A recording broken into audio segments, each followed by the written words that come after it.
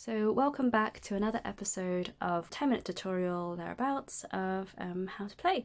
So it's very much aimed at beginners because I don't think there's a lot of resource for it right now. So you'll see I've brought along some slightly newer cards this time compared to last time to talk about how we actually deal damage. So in episode 1, right at the start, we talked about the win condition in Yu-Gi-Oh, which is reducing your opponent's life points from 8,000 all the way down to 0. So the way we do that is to normal and special summon monsters, which we've already talked about. And we've also talked about how to put monsters into the appropriate positions for attacking and defending, which we'll go into a little bit more today. And today we're going to talk about the actual maths of it all. So we've got some different monsters with attack and defense. So let's play with Harpy Perfumer, one of our newer monsters, okay? So you'll see, okay, we're going to ignore everything else. We're going to ignore the effects, okay? We're just going to focus on the attack and defense. So you can see she's got 1400 attack and she's got 1300 attack. So let's make them battle, all right? So let's say we're controlling the Harpy Perfumer, all right? And the opponent's got a Harpy Lady on their side of the field, okay? I know this is slightly off camera, but hey. So let's say their Harpy Lady's in attack mode, okay? And remember what I said, when things are vertical in attack mode, it's this number that counts, the 80k to 1300. So what happens is we enter the battle phase. We'll talk about phases in another video subsequently. Won't be long. And what I'll do is, it's my turn, so I'm going to declare attack with my Harpy Perfumer with 1400 attack, okay, onto the Harpy Lady. So in Yu-Gi-Oh, I don't know if you guys have played any other trading card games. You know, I think in Magic you can choose your attackers and then the opponent chooses their, I think it's called blockers. So the opponent can choose whether they take the damage directly or if their monsters take the hit for them.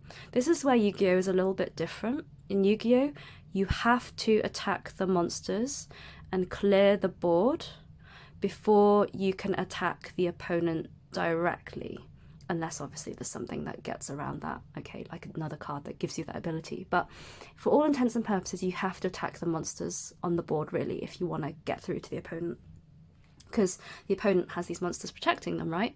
But you can still do damage, so I'll show you how.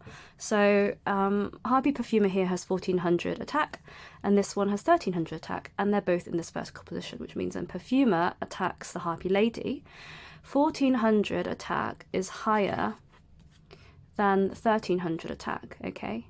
Which means that the damage dealt to the opponent's life points is the difference, because it's in attack mode, so the damage just goes through, right? So 1400 minus 1300 is 100. So the opponent takes 100 of damage, okay? So their life points, let's say they started on 8,000, they're now on 7,900. And then once that calculation from the battle damage is done, then the weaker monster, the Harpy Lady here, goes to the opponent's graveyard, which should be on that side. All right, so that's how like the main sort of like damage stuff, the battle phase is done. So let's just play around with different attack and defense stats. Let's say the Harpy Channeler here with 1400 attack and Harpy Perfumer, both with 1400 attack, are actually face up on the field against each other. So my opponent's got Harpy Channeler and I've got Harpy Perfumer.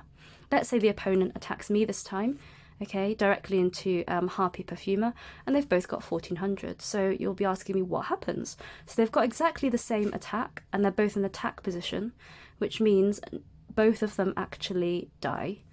But me and my opponent take no battle damage because they were evenly matched. They were both 1400 life points, so they both go to the graveyards.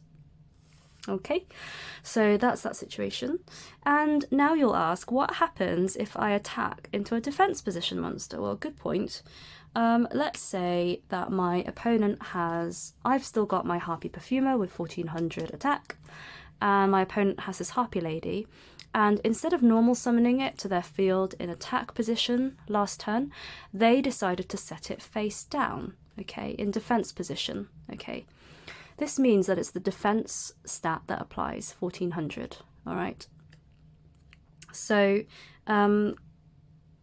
when they're in defense position like that and I attack with Harpy Perfumer, the first thing that happens when I declare attack, the attack goes through and it hits the monster. The first thing we do is flip that monster into face-up defense position. At this point, if this monster has any effects that activate on flipping, that'll happen. And once that's happened, then we'll proceed to what we call damage calculation. In this particular case, you can see that Harpy Perfumer has 1400 attack, and that's going into Harpy Lady's 1400 defense. So what actually happens here is nothing happens. So I bump into it, but the Perfumer's attack equals the lady's defense, both at 1400. So I can't kill that. This lives, but neither of us take damage. Now I want to show you what will happen if they're not exactly the same stats. So let's say the opponent had Harpy Channeler set on their field instead. I attack them, it goes face up, and you can see Harpy Channeler here has 1300 defense, okay? I've got 1400 attack, okay?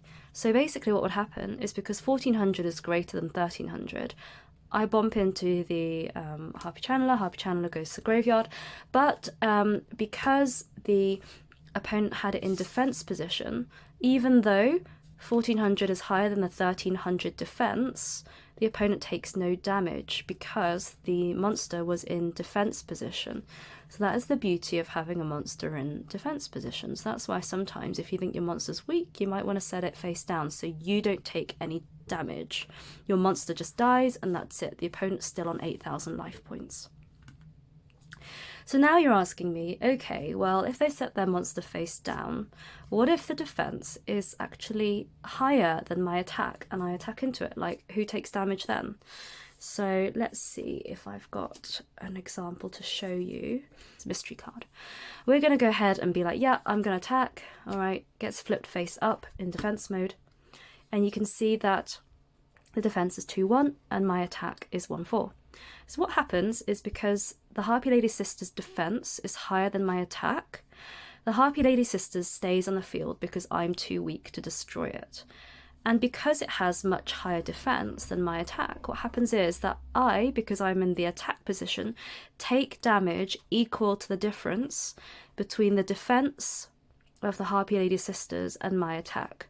So that would be the difference between 2-1 and 1-4. So I would take 700 life points damage for trying to crash into that monster. So 8,000 minus 700, I'm now on 7,300 life points if my maths is correct. So that's how the attack and defense stats would work out here. So I think that's quite like a heavy explanation if you've not played Yu-Gi-Oh before. So we're going to mainly leave things there. There's only one last thing I want to show you, and I think I missed this out on the last video, so forgive me. There is one extra zone that I don't think I mentioned, I skirted past, and this is the field zone. So you can see here that this is actually a spell card because it's green. But you can see here that next to spell card, it has this like little compass symbol. And that means it's a field spell. So what you do is you just activate the field spell on your turn, and that stays there, okay, unless it's destroyed by the opponent. And it gives you sort of additional effects. So this is Harpy's Hunting Ground, so all winged beast type monsters. So another thing on the card to show you is that they all have a type. So not only do they have a level, this is their type. See, winged beast, it'll just be in the main box. And again, here, winged beast, yeah. There are, of course, other types. So if I just show you this pendulum card, this is a fairy.